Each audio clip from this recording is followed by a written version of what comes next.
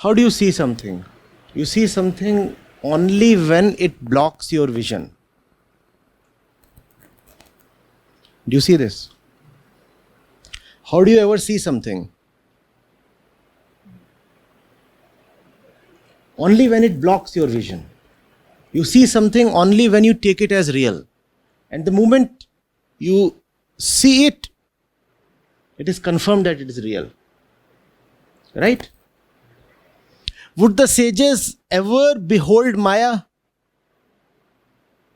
Maya firstly cannot block their vision. Maya doesn't reflect anything back to them. And Maya to them is not real at all. So they see through Maya. If you can see through something, can you see that thing? Come on. If you can perfectly see through something, does that thing even exist for you? But as far as we are concerned, Maya to us is real. We don't see through Maya.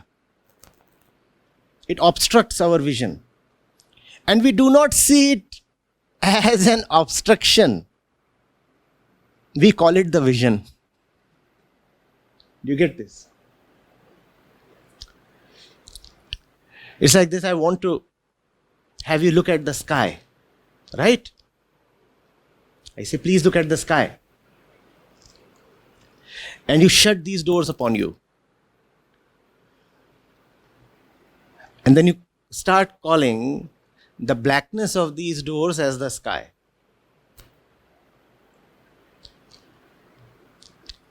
What I'm saying is, the sky is real.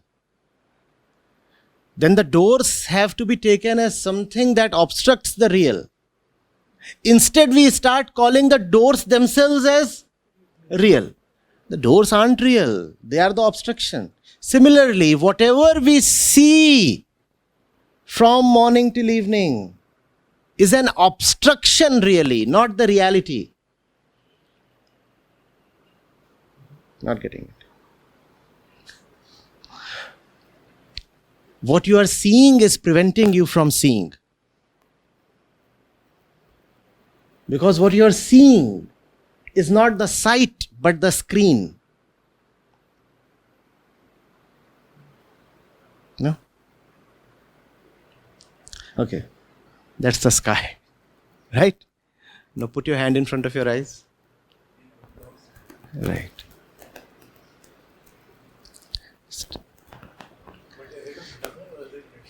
It is literal. It is as literal as the sky is to your eyes. Just a doubt. When you say it's not a metaphor, it's literal. So in this context, what is Maya? When I'm seeing you, does the person exist, or is the person? No, all you are looking at is my skin. Yeah. And that's not who I am. So does the person does not exist, or my opinions, my reverence, or whatever that I have? The person as you see him does not exist at all. Okay, but the shape and the matter is there, right? You don't know about it. Why are you talking about it? All you know is the skin, and that too some particular parts of the skin. They will remain even when the person is gone. But this fact is corroborated by everyone sitting here. How does that matter? How does that matter? Just as you do not know me, how are you so sure that you know anybody else here? Isn't it a vague evidence to cite? It's like this. I cannot see anything. But so many other people around me, they say I can see a lot. If you cannot see anything, how do you even see that there are others here? How do you know anything? How are you so sure of anything? Not, but that is the only thing I have known so far. I can question that. I do question that. But I don't find any other alternative, or Just the absence of alternative is no justification to continue things as they are. your statement seems to imply that absence of alternative is not a justification to continue things. It seems to imply that I have a choice. Of course you have. I don't see that choice.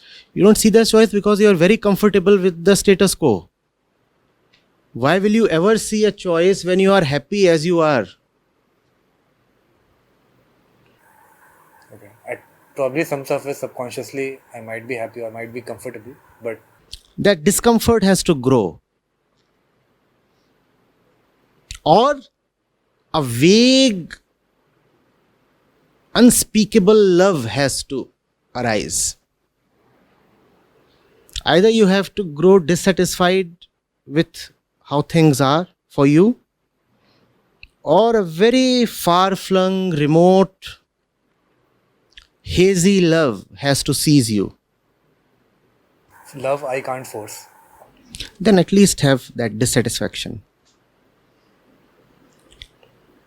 I mean, is it something that I need to impress upon you?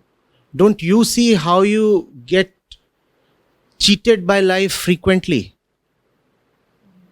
Had things really been as you take them to be, why would you so often be cheated or deceived? Things have either already turned bad for you or are waiting to turn sour, right? There is stuff that has already deceived you, and there is stuff that is waiting to fall flat. Then how do you claim that you know anything?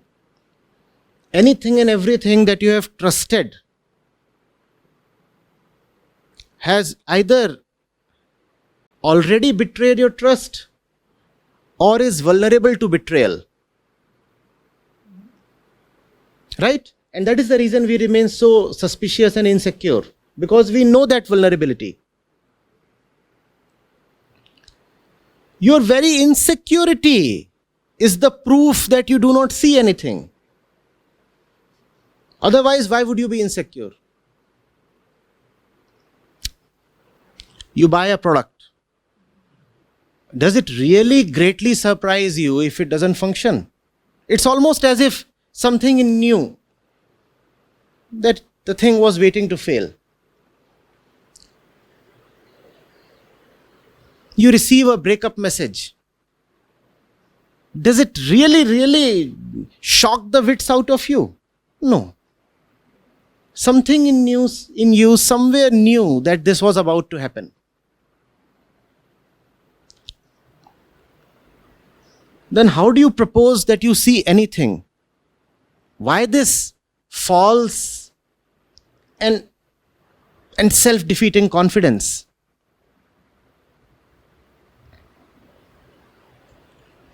Humility will afford you a second look at everything in life.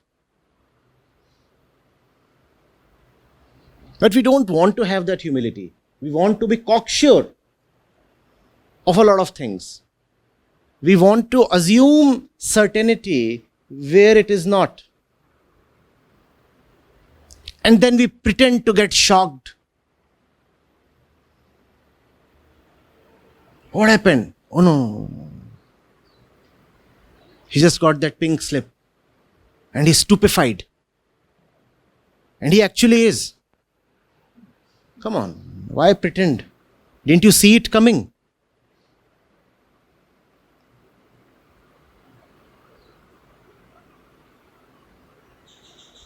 Yeah. In a relationship, don't you know what all you have towards that other person you call your partner? Then why are you surprised when he reciprocates the same things? Who over here has only goodness and piousness and piety towards his or her partner? Come on.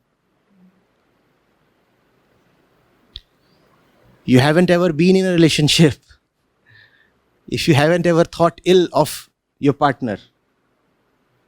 Then why does it shock you when the same thing comes from the other side? It's just that the other one has made the first move.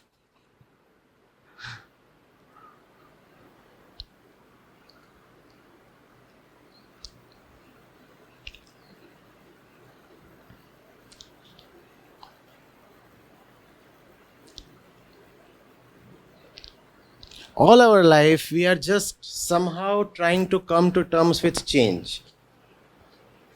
We are grappling with the way things change color. Come on, think, please.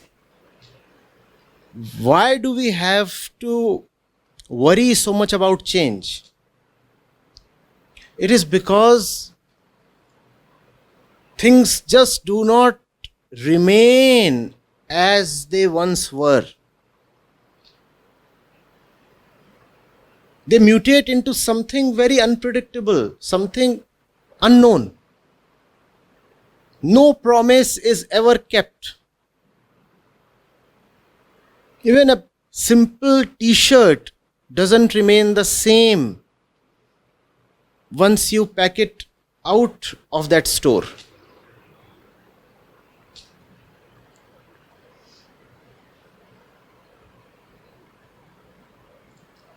A motor car, the way it appears in the showroom, is it the same when you park it in your own garage?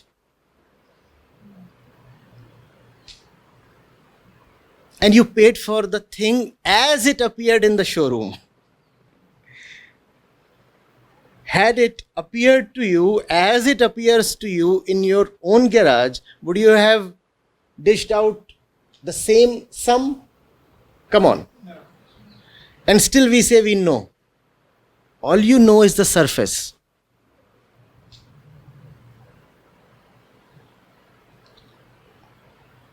No?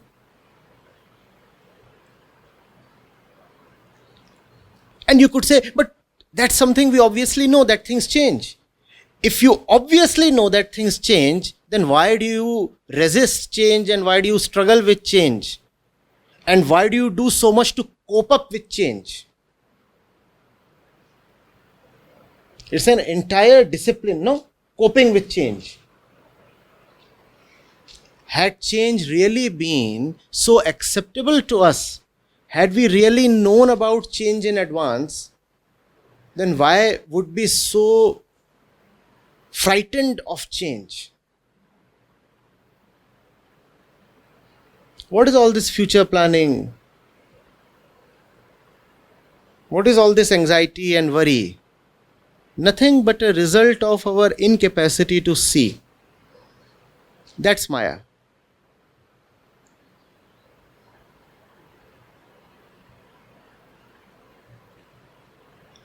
Maya is defined as that which is not.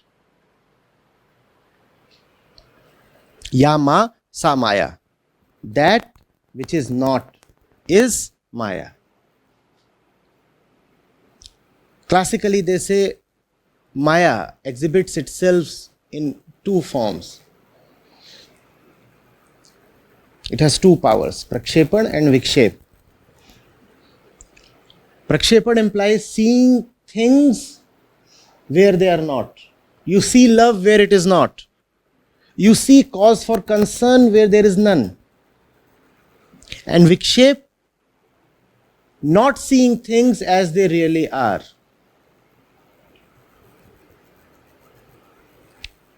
Your sight is obstructed by a screen. That's Vikshep.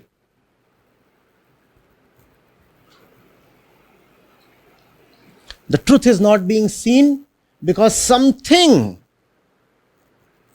nearer to the eyes is being termed as the truth. And if you have an easy truth comfortably available, why will you go for the real thing?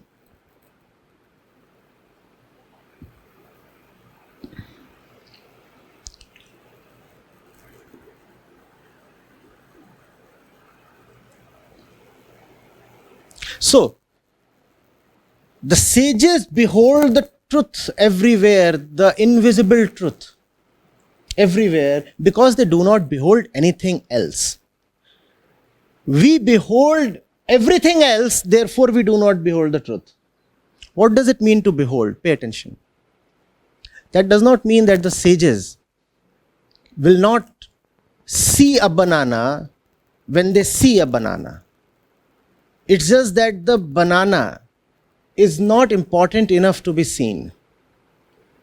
Or you could say, more accurately, that the banana is important enough only for the instrument that sees the banana. The sage is not the instrument, and therefore the sage does not see the banana. The banana is useful to the body, and therefore only the body sees the banana. The banana is not useful to the sage, and the sage is oblivious to the banana.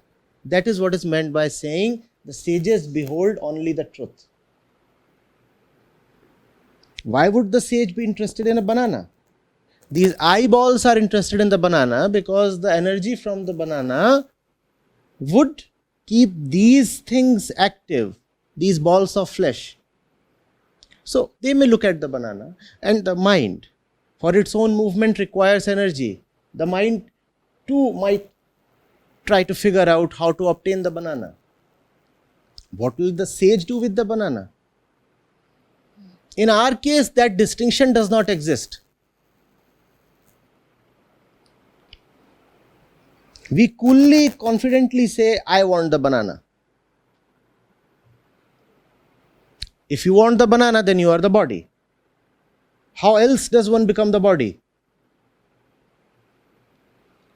The body is entitled to crave for the banana. But when you start craving for the banana, then you are the body. The body and the mind, both, remember. Body and mind are one entity. The body may crave for the banana. The mind may find means to get the banana. But all that is none of your business.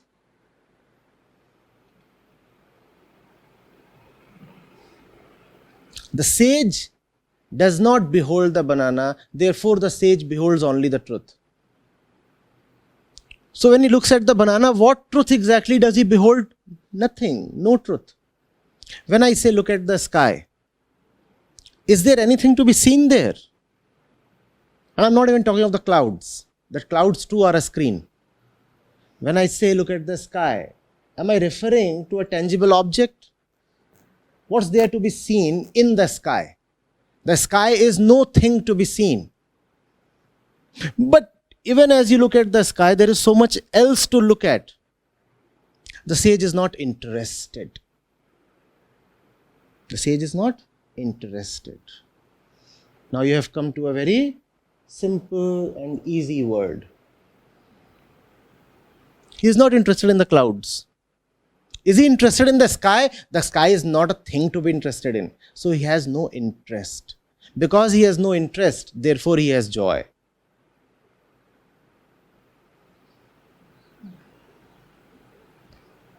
Are you getting it? That joy is another name for truth. A pure happiness sans interests, sans reasons, sans objects. A pure, simple, innocent happiness requiring nothing.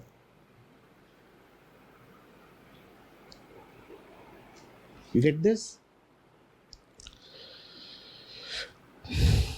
This has to be very carefully understood.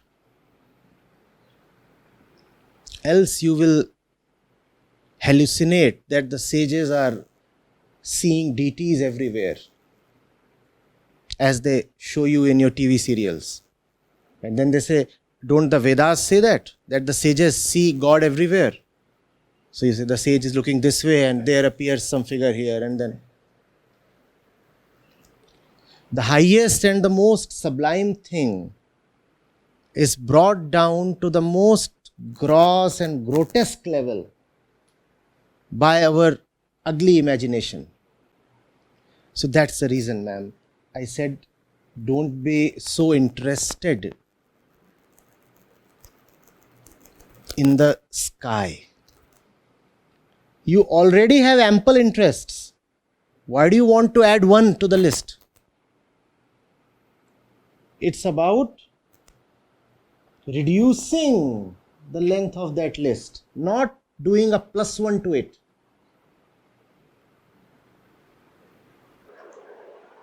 So your Facebook or some other status will read. Interested in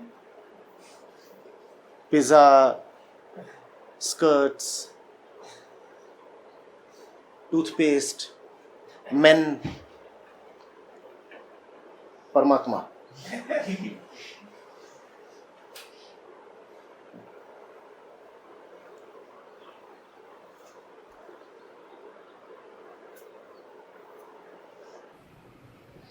Like sometimes those Hollywood chaps come up and say, these days I'm into spirituality. How exactly? I visited that meditation resort in India and did some cool yoga for 2 months. That's actually a new brand of yoga. We already have had hot yoga. You know of that fraudster, right? And now we have cool yoga as well.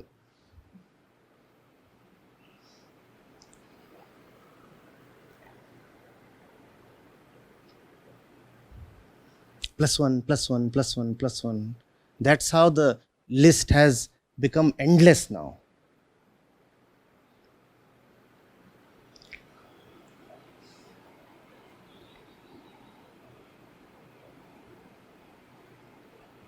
So don't do a plus one.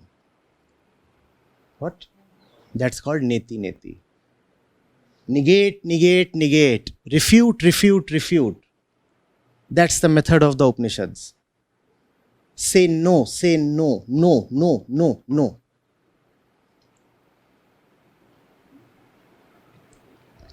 The Upanishads are like a war cry. They are like a rebellion anthem.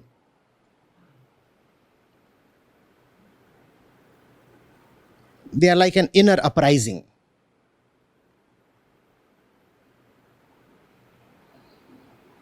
Do you get this? No. Enough. That's what the Upanishads cry out. Acharya, to go back to the banana example. So when I see that yellow thing, one name is banana, but in Hindi the name is kela. So that's a sign that that's not really a banana because different languages have different names. And at the same time, my body wants the sweet energy. So to look at that yellow thing as a way of energy is one way of looking at it. And the other way is to fantasize about, oh, this banana is from Mexico. If I have it, I'll feel a certain way. I'm a rich person. I can afford an imported banana. So there are two different ways of looking at that yellow object. And are you saying that when it's just food for the body, or a car is just a way to get from A to B, or a job is just a way to earn enough money to survive, is that more the right way of looking at things as opposed to this job gives me prestige, this car gives me a certain status, this food gives me a certain... It's subtler than the subtlest. What you are talking of is a progressive sublimation of concepts. But nevertheless, you remain within a conceptual framework. So this kind of ascension is good, but not sufficient. Yes, from a place where you would say having a Mexican banana enriches my identity, to a place where you say a banana is just a banana. Obviously, you have made progress. Right? But there is a vast sky beyond. Because after all, you see, a concept is a concept. Though we agree that there are some concepts more suited to us than others. There are subtler concepts. There are useful concepts. Nevertheless, concepts are concepts. So, the state of the sage really cannot be described. If you are asking what happens in him when he looks at a banana, that's beyond description. At the centermost point, actually nothing happens. No vibrations occur. Nothing moves, nothing responds. You could even say he is absent to the banana. When you say he's absent to the banana, does that mean there's no desire at all for the banana? Desire is to the desirous one. Sage is not the desiring entity.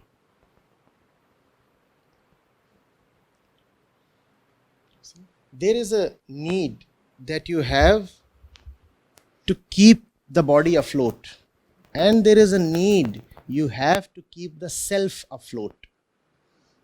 The sage is now free of the need of the second kind.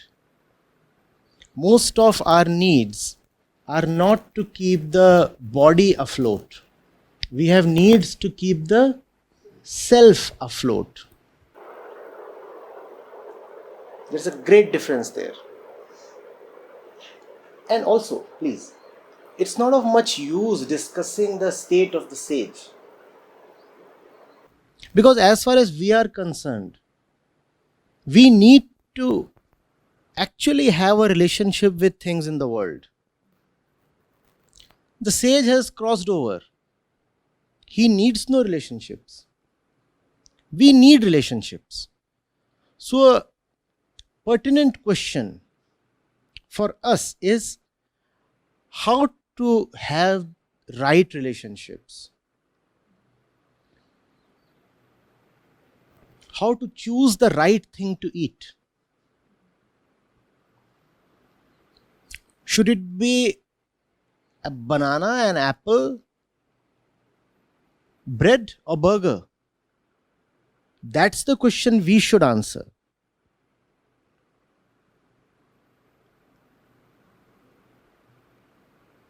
Getting it? And then gradually,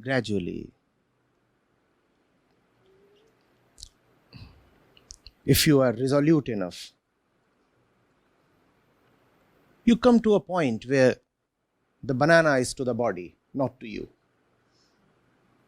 Right now, it's just too far-fetched to be going into that. Getting it? We should be asking this. How to relate to food, how to relate to others, how to relate to work, how to relate to clothes, how to relate to family, to house, to money, to everything. What is discretion? What to say no to? What to say yes to? And out of these two, what to say no to comes first. Because you cannot be in a position to say yes unless you have firstly said no. The inner vacancy is limited. If it is already occupied, you'll not be in a position to afford a yes. To afford a yes, first of all, you have to say no to something that is squatting within. You have to say no to it. You may actually have to tear it away from your system, because a polite no may not suffice. The thing has grown roots within. You'll have to forcefully uproot it. And only then there is vacancy or space for something to say yes to. Getting it? That's more relevant to us. What to relate to, what to keep in life, what not to keep in life, what to want, what not to want, how much to want. So, Acharyaji, when you say those questions, how to relate, why did I wear this shirt, what did I eat for breakfast?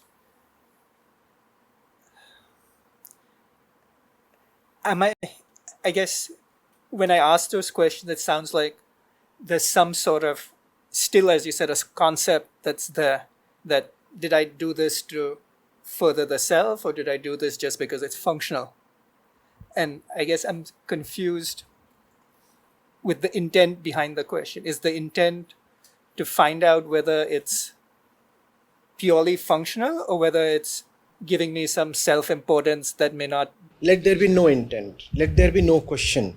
Let there just be a subtle attention.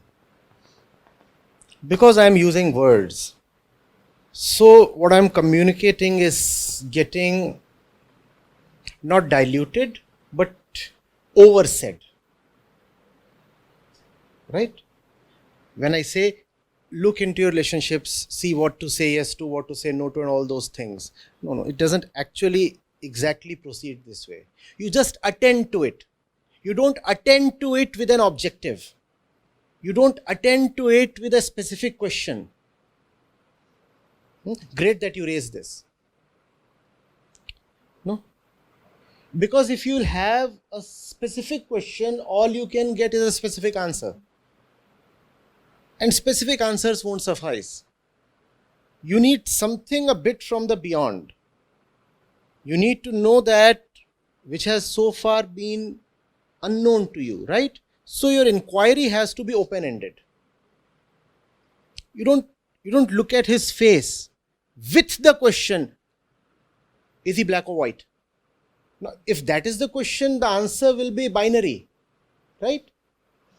Black or white. But if you just look at him, just attend, you may come to know a lot. We are talking of attention here. Don't make it a very regulated and predetermined kind of inquiry. There is no objective there. In fact, inquiry with objective or intent is no inquiry at all. You'll only come to know something that you have already asked for.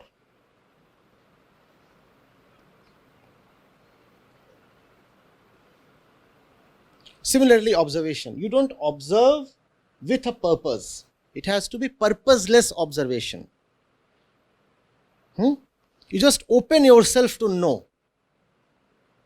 What to know is not your business. You are just opening yourself up. And that requires courage. Because now you can come to know anything. There is a difference between answering the doorbell, right? After peeping through that, what do you call it? The thing that you have in? Magnifying glass or peeping lens, whatever. And you are already sure what you are opening yourself to. And wandering in a jungle. Now you are completely open to everything.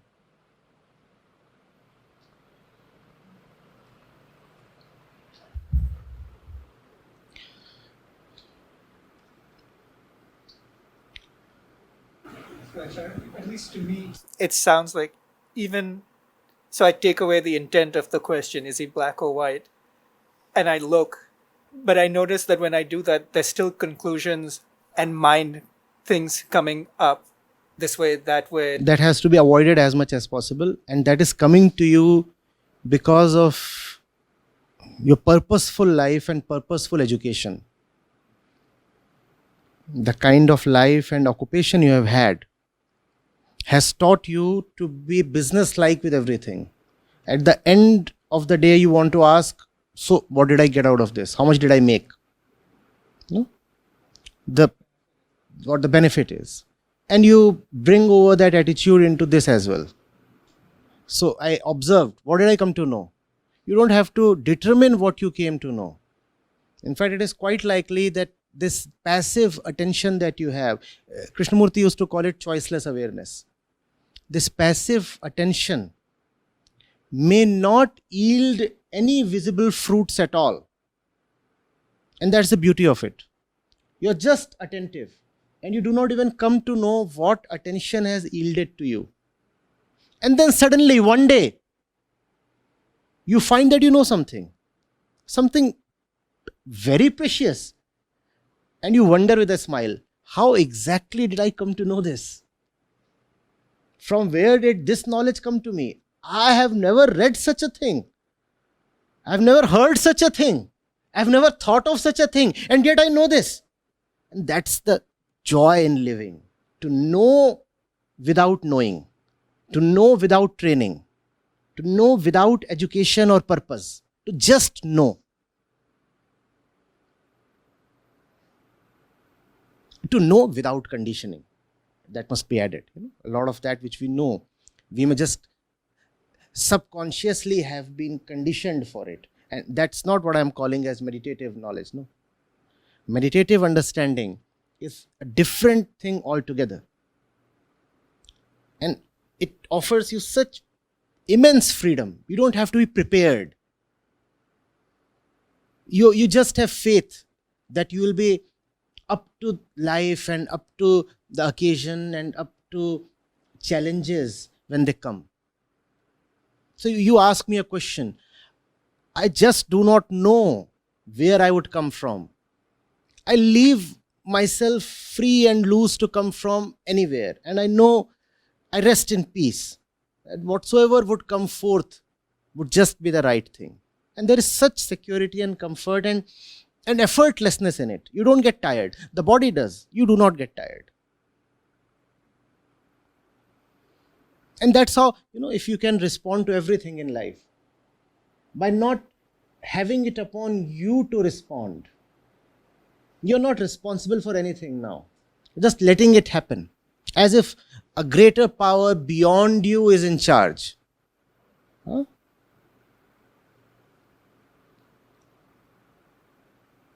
I guess I feel scared at times that I might be wasting time or losing control. I guess, am I really being meditative or am I just being taken in by Maya? I guess that's what I'm trying to avoid. Yes, that's a good thing to ask, because in the name of attentiveness, you may even become absent-minded. And that's a danger you have to accept.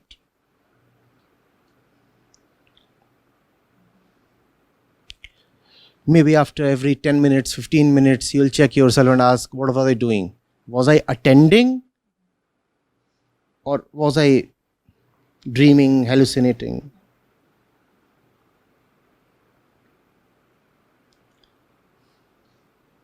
Slowly it becomes a way of life.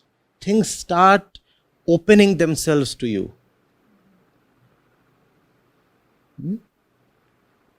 Very subtle things, very little, very delicate things.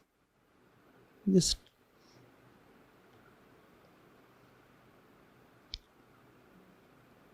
and when things open up, all that they have to say is, use us to go past us. There's nothing in us of such great value that you must stay at us. In fact, no thing in the universe ever wants to deceive you. It's our own infatuation and ignorance that deems things as extraordinarily lucrative. Things by themselves are not. And no thing ever carries a conscious intention to deceive you. And by thing, I mean every object in the world. Money, things, people, matter, relationships. When you pay attention to them, they just open their doors, fold their hands and say, great, now that you have come to us, please carry on. Walk past us. Leave us behind.